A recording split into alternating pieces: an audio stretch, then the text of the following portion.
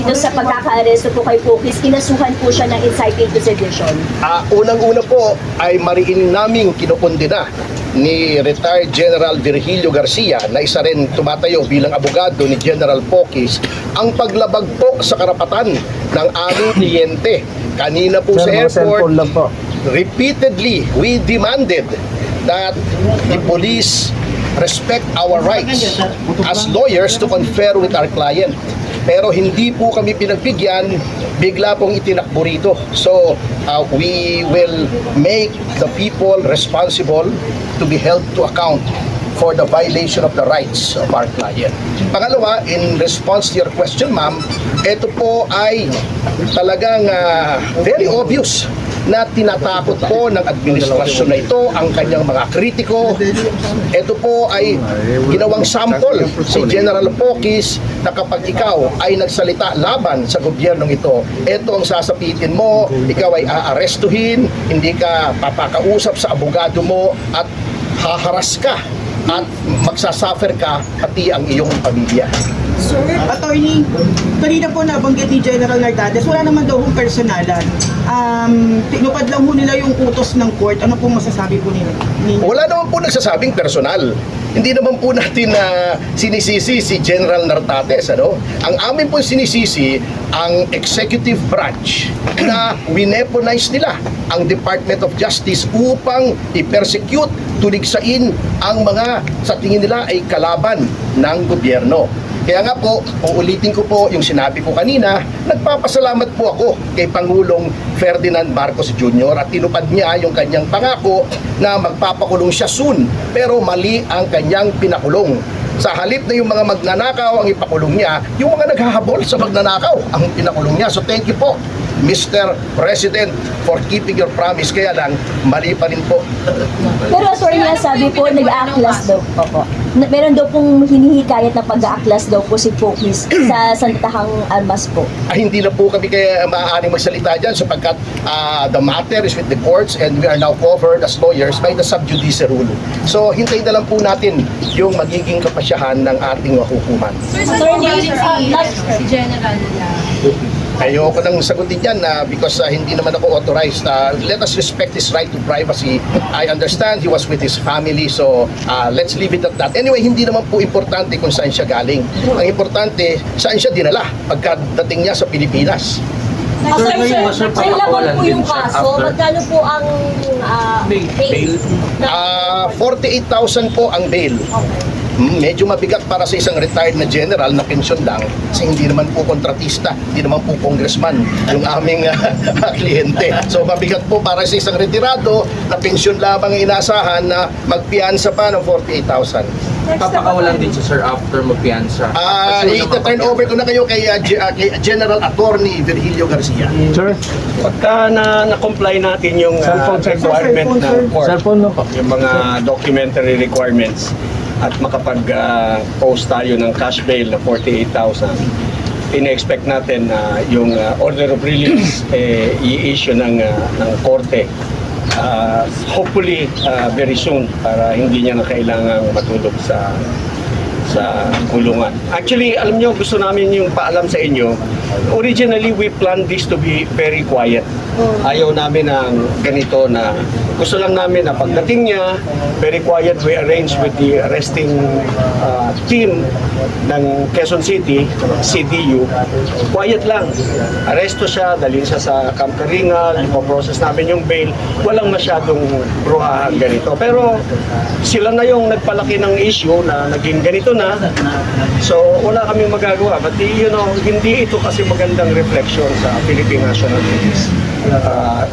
And I hope that under the leadership of General Nartates, hindi magiging lalabas na abusive yung ating Philippine National Police. No? Kasi unang-una, sabi, binasahan ng Miranda rights. Binasahan mo ng Miranda rights. Unang-unang sinasabi doon, you have the right to counsel of your choice. Andun kami, nag-i-insist kami, we want to talk to our client. Ayaw kami pagbigyan. So that was violated right there. Unang-una violation yung agad yun. Constitutional right po ni Attorney Pokis, ni General Pokis, na makausap ang kanyang mga abogado na nandoon na nag-i-insist na kakausapin namin ang kliyente namin. Siyempre, we want to make sure saan ka dadalhin, anong gagawin sa ano, di ba? We want to make sure that our client will be transported safely at saka kung saan dadalhin. Wala naghabulan kami, hindi namin alam kung saan so that was violated. And hindi namin pwedeng palagpasin yung violation na yun. Sir, ibig sabihin sasampahan niyo ng kaso yung Natural. Oo. Administrative. Kung may criminal, pati criminal. So, pero definitely hindi namin palalagpasin ito dahil hindi naman pwedeng i-violate yun ang constitutional rights ng ating mga mamamayan. Hindi naman pwedeng manghignap kayo na manghignap at ipalipat nyo sa kung saan yung taong Pilipino. Hindi po pwede yung ganun. Meron po tayong batas na kailangan nating sundin. Sila po dapat na nagpapatupad ng batas. Hindi sila yung lumalabag sa batas mismo.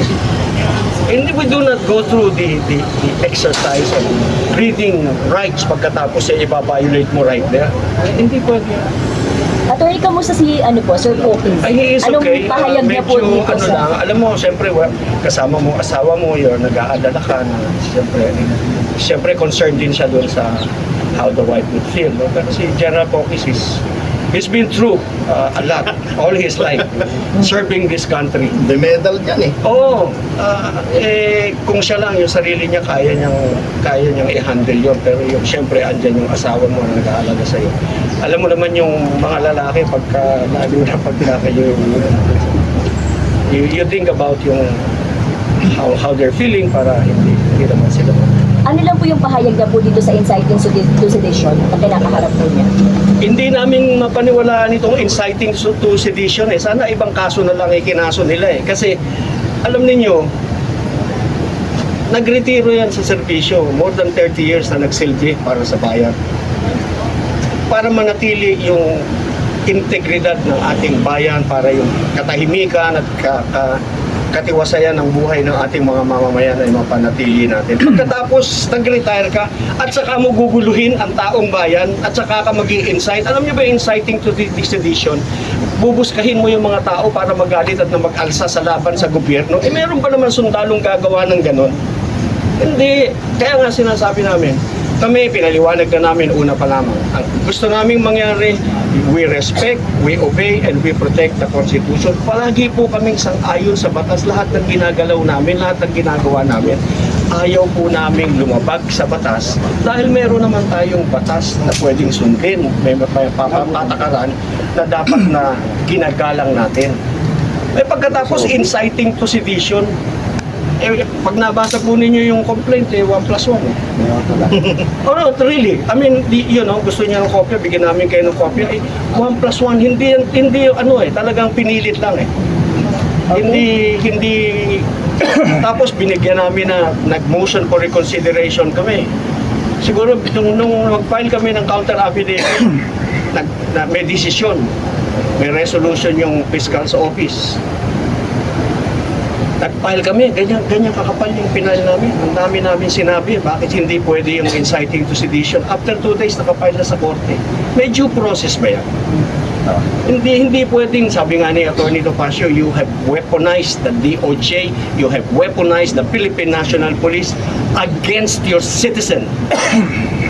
Hindi po pwede yung gano'n. Hindi po kami lumalaban sa gobyerno dahil gusto naming labanan. Nilalabanan namin yung pinaglalaban namin yung karapatan nating lahat. Igalang ninyo. Wala na tayong constitution pagka ganyan. Wala na tayong sinasamba. General, kung makasabad lang, sorry to interrupt. Sige po. Isa pang puntos na gusto kong gawin, December 5 yung warrant. I-serve nila holidays, itataon pa nila long holiday para hindi makapiyansa. Fortunately, our client was abroad, hindi siya naabutan. Can you imagine kung sinerve yan ng walang korte? Dinatulog yung tao ng New Year sa kulungan, walang korte, at long holiday.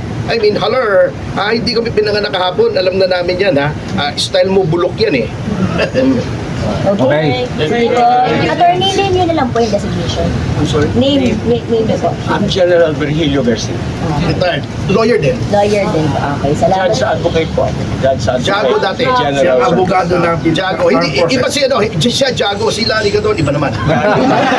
Wala akong sinasabi ha. Talaga ha. Wala akong Thank you, Attorney. Alam niyo kung ang